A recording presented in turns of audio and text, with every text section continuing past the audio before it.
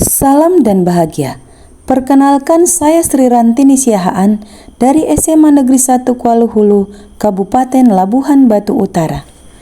Pada video ini, saya akan memaparkan aksi nyata saya tentang coaching untuk supervisi akademik. Adapun tujuan dari aksi nyata ini adalah untuk mempraktikkan rangkaian supervisi akademik dalam pembelajaran menggunakan paradigma berpikir coaching dan melakukan refleksi terhadap praktik supervisi akademik tersebut. Tahapan supervisi akademik ada 3 tahap. Yang pertama adalah tahapan pra-observasi. Pada tahapan ini terjadi percakapan antara saya sendiri sebagai coach dengan rekan saya sebagai coachee mengenai bagian pembelajaran yang akan menjadi fokus pengembangan. Pada tahapan observasi, saya sendiri supervisor melakukan observasi di kelas rekan sejawat dan membuat catatan hasil observasi. Untuk tahapan pasca observasi, saya memberikan umpan balik berbasis coaching pada percakapan coaching berupa refleksi dan kalibrasi. Berikut ini tahapan supervisi akademik yang telah saya laksanakan berupa percakapan pra-observasi, kegiatan observasi dan percakapan pasca observasi bersama rekan saya, guru SMA Negeri 1 Kuala Hulu. Selamat siang Ibu Lentina. Selamat siang Bu. Bagaimana kabarnya hari ini Bu? Sehat luar biasa. Iya, sehat Bu ya. Syukur ya. Sebelumnya kita perkenalkan diri dulu ya Bu ya. Nama saya Sri Rantini Siahaan. Saya calon guru penggerak dari Kabupaten Labuhan Batu Utara, Angkatan 8. Dengan rekan kerja saya adalah Saya Lentina Sipayung, mengajar mata pelajaran kimia di SMA Negeri 1 Kuala Hulu. ya, terima kasih Bu ya.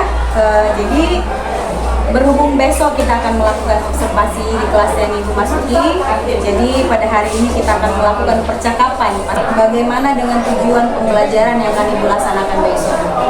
Baik Bu, tujuan pembelajaran yang saya laksanakan dalam pembelajaran itu ada 3. Yang pertama itu memahami reaksi, reduksi, dan oksidasi.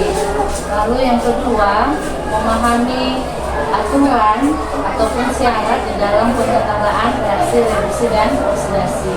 Nah, yang ketiga Bu, menyetarakan persamaan reaksi, reduksi, dan oksidasi. Oke, baik Bu, jadi ada 3 tujuan pembelajaran Ibu ya. Yang pertama, kalau boleh saya rangkum, memahami reaksi reduksi dan oksidasi. Yang kedua, memahami aturan atau syarat dalam reaksi reduksi dan oksidasi. Dan yang ketiga adalah menyetarakan reaksi reduksi dan oksidasi. Jadi gini Bu, area pengembangan apa yang hendak Ibu capai nanti Bu? Area pengembangan yang ingin saya capai yaitu pembelajaran diferensiasi konten, yaitu di mana saya akan menyiapkan materi berupa video, lalu gambar ataupun artikel. Jadi tujuan saya adalah untuk memenuhi kebutuhan belajar siswa berdasarkan gaya belajar siswa yang auditori, visual, dan estetis. Oke, jadi Ibu mau mengembangkan pembelajaran diferensiasi konten ya Bu ya? Iya Bu. Jadi di sana tadi Ibu bilang bahwa Ibu akan mengembangkan pembelajaran diferensiasi konten dengan memberikan beberapa materi ajar seperti video, artikel, ataupun gambar ya, dengan tujuan untuk memenuhi kebutuhan belajar dia. Nah, untuk memenuhi tujuan pembelajaran tadi yang Ibu katakan ada 3 tujuan pembelajaran, terus Ibu akan mengembangkan juga diferensiasi konten. Nah, bagaimana ini Bu strategi yang mau Ibu laksanakan nanti di kelas? Jadi strategi yang saya laksanakan yaitu menggunakan metode discovery learning dan model pembelajarannya dengan cara berdiskusi dan tanya jawab serta nanti akan saya beri penjelasan kepada siswa. Jadi luar biasa Bu ya, strateginya sudah saya sangat lengkap, mulai dari tadi Ibu menggunakan metode discovery ya. Jadi discovery learning itu berarti siswa menemukan sendiri. konsep ataupun pelajaran yang sedang dipelajarinya, sehingga tujuan pembelajaran tercapai. Luar biasa sekali Bu, mulai dari tahapan pembukaan, kemudian di kegiatan inti dan di penutup. Di tahapan awal tadi Ibu mengatakan bahwa ada stimulus, kemudian membuat tes awal atau diagnostik untuk memetakan anak dalam kelompoknya, kemudian membuat beberapa kuis atau pertanyaan singkat yang membuat anak-anak menjadi lebih semangat. Kemudian di kegiatan inti tadi Ibu sudah membuat diferensiasi konten ya Bu ya, dengan menyajikan berbagai materi pelajaran dalam bentuk video, artikel ataupun dalam bentuk gambar, sehingga anak-anak tercover kebutuhan belajarnya.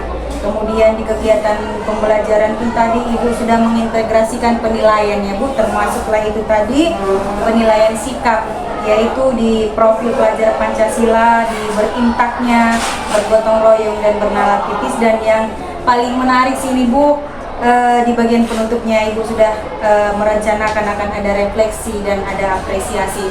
Luar biasa sekali Bu ya, itulah percakapan kita hari ini. Nah, untuk observasinya besok, mudah-mudahan semua yang sudah direncanakan, yang sudah kita coachingkan, kita percakapkan hari ini bisa dilaksanakan besok di dalam kelas dengan lancar dan tidak ada gangguan satu apapun itu ya.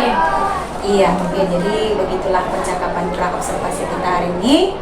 Terima kasih saya ucapkan untuk Ibu Levina dan juga Ibu pengajar kartu saya yang bersedia hadir untuk mendampingi saya pada saat ini untuk melakukan percakapan coaching ini.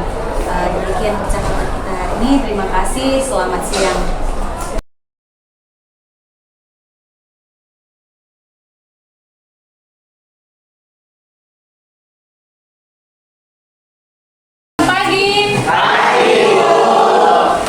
Sebelum kita memasuki materi kita bab kedua, yaitu reaksi redoks dan elektrokimia, kita sapa-sapa dulu, ini menyapa dulu ya, supaya lebih bersemangat.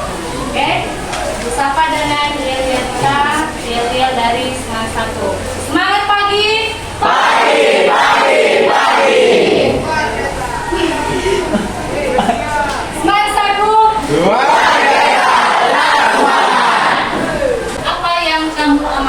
Gambar yang ada di saya. Dari gambar yang mati ada perubahan dari besi yang semula diajarkan menjadi berkarat. Apa penyebab besi berkarat? Ya. Ada lagi? Siapa? Silakan. Terkena zat atau tiga sinar. Terkena zat sedang atau terkena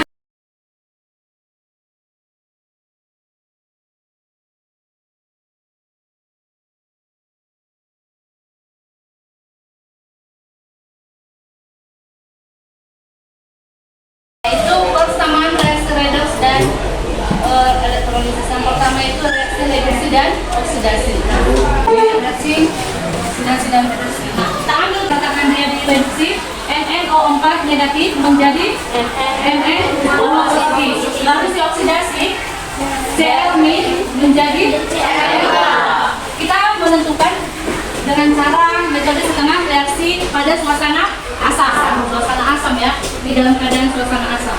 Nah, maka kita ikuti syarat-syarat ataupun aturan yang sudah kamu pelajari sebelumnya. Ya, syaratnya penyetaraan reaksi reduksi dan oksidasi tadi adalah jumlah atom ruas kiri harus sama dengan jumlah atom di ruas kanan. Lalu muatan yang di sebelah kiri harus sama dengan jumlah muatan yang di ruas kanan. Oke, kita perhatikan dulu nah ini jumlah atomnya. Nah, bukannya yang di sebelah kiri atom apa saja yang terdapat? Mn dan O. Sebelah kanan Mn. Nah, sekarang yang bertanya, jumlah atom Mn di sebelah kiri. Nah, lalu masuk lagi syarat yang ketiga. Apa syaratnya? Menyetarakan jumlah. Semuanya paham?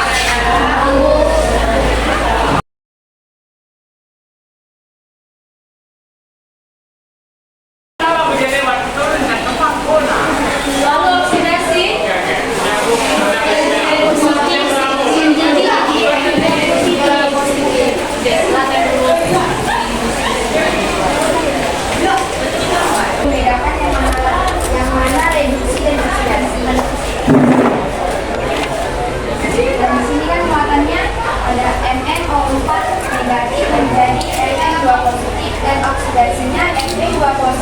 dan MB 30 cm. Nah, jadi kan di sini kan MN di sebelah kiri 1 dan sebelah kanan juga 1, jadi kan sudah setara.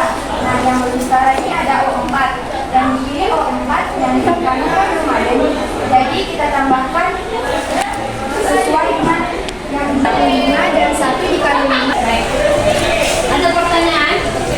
Ada nggak yang masih belum paham tentang penjelasan dari reaksi, reduksi, dan oksidasi yang diselesaikan oleh kelompok 1? Ada pertanyaan, Nak?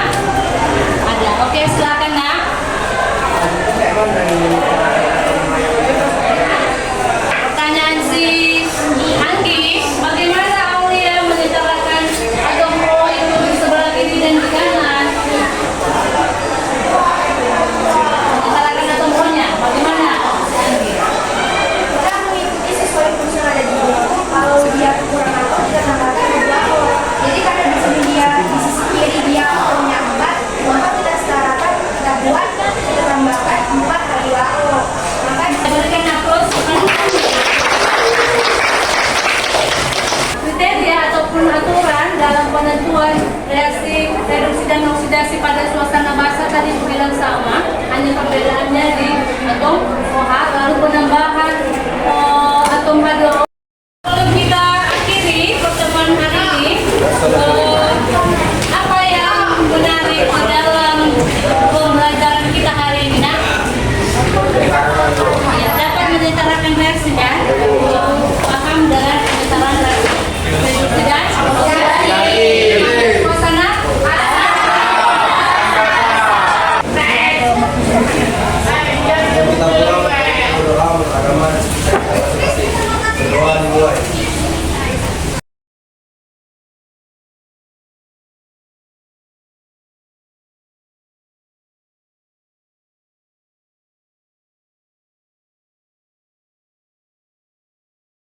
Pagi Bu Lentina, bagaimana kabar hari ini Bu? Selamat pagi, Bu. Luar biasa. Kabar Ibu bagaimana, Bu? Iya Bu, sehat luar biasa juga Bu. Ya, terima kasih ya Bu. Hari ini sudah menyempatkan waktu untuk hadir di sini. Kita melakukan percakapan coaching tadi lagi. Setelah kemarin Ibu sudah melakukan pembelajaran berdiferensiasi dan saya sendiri di sini melakukan observasi akademik dalam tugas calon guru penggerak ya Bu. Jadi begini Bu, di hari ini kita akan melakukan percakapan coaching terkait pembelajaran diferensiasi kemarin. Bagaimana ini kira-kira Bu refleksi yang Ibu lakukan terhadap pembelajaran yang kemarin Bu? Baik, Bu. Refleksi yang saya laksanakan di dalam proses pembelajaran yang saya lakukan adalah saya telah melaksanakan pembelajaran berdiferensiasi konten. Saya telah menyediakan gambar ataupun foto ataupun artikel dan video sesuai dengan materi yang saya sampaikan pada hari itu. Namun pada saat kegiatan pembelajaran Bu, saya belum sempat menyajikan video yang saya telah rencanakan untuk memenuhi kebutuhan belajar siswa. Saya melihat siswa di dalam kegiatan pembelajaran sudah aktif, mereka dapat menerima materi yang saya sampaikan dengan baik, mereka juga dapat berdiskusi dengan baik, lalu dapat bekerja sama dan menyelesaikan tugas-tugas yang saya berikan dan menyelesaikan LKPD yang saya berikan tepat waktu sesuai dengan waktu yang telah kami sepakati dulu. Lalu Bu, di kegiatan assessment saya juga telah melaksanakannya sesuai dengan alur yang saya rencanakan dan telah berhasil dilaksanakan. Nah, kemudian di kegiatan akhir Bu, saya juga melihat siswa mereka sudah mampu membuat suatu kesimpulan dari materi yang saya sampaikan. Jadi Bu, dari sini saya bisa melihat siswa bahwa mereka sudah menguasai materi yang saya sampaikan dan mereka sangat antusias dan sangat bersemangat dan senang di dalam kegiatan pembelajaran hari ini. Biasa sekali Ibu ya, Ibu sudah melaksanakan pembelajaran sesuai dengan rencana pembelajaran yang sudah Ibu buat. Ibu juga sudah melakukan pengembangan diferensiasi konten. Ibu menyiapkan gambar, menyiapkan juga artikel ya Bu ya. Hanya saja tadi saya melihat, masih belum sempat menyiapkan video, tapi secara umum itu pembelajaran berdiferensiasi konten sudah dilakukan. Nah, saya lihat juga mulai dari kegiatan awal, pendahuluan, kegiatan inti dan penutup sudah dilaksanakan dengan baik ya. Nah, kemudian Bu, rencana tindak lanjut Ibu ke depannya bagaimana? Baik Bu, rencana tindak lanjut saya yaitu dengan mengembangkan kompetensi diri saya, yaitu dengan terus melaksanakan kegiatan pembelajaran berdiferensiasi konten. Lalu saya juga berencana Bu untuk melaksanakan proses pembelajaran berdiferensiasi produk ataupun proses. Luar biasa ya Bu, Ibu akan tetap melaksanakan pembelajaran berdiferensiasi konten dengan topik yang lain. Ibu juga akan terus belajar untuk mengimplementasikan pembelajaran diferensiasi produk dan proses ya. Jadi Bu, begini Bu, kapanlah kira-kira nih Ibu mau melaksanakan rencana tindak lanjut Ibu ini? Baik Bu, saya akan mencoba melaksanakan tindak lanjut dari pembelajaran yang sudah saya laksanakan pada pertemuan berikutnya, yaitu minggu depan pada topik yang berbeda, dan saya juga akan berusaha untuk menampilkan pembelajaran dalam bentuk video. Demikian. Jadi Bu, minggu depan sudah mulai dilaksanakan ya. Terima kasih Bu kesempatannya yang diberikan hari ini. Kita sudah melakukan percakapan yang luar biasa. Saya menunggu ini Ibu praktik-praktik baik Ibu nih tentang pembelajaran diferensiasi baik konten, proses dan produk. Mungkin sebulan 2 bulan lagi saya akan mendengarkan cerita dari Ibu, keberhasilan dari Ibu tentang pembelajaran diferensiasi yang telah Ibu laksanakan. Oke, demikian Bu, terima kasih. Salam dan bahagia, selamat pagi. Selamat pagi. Terima kasih ya Bu.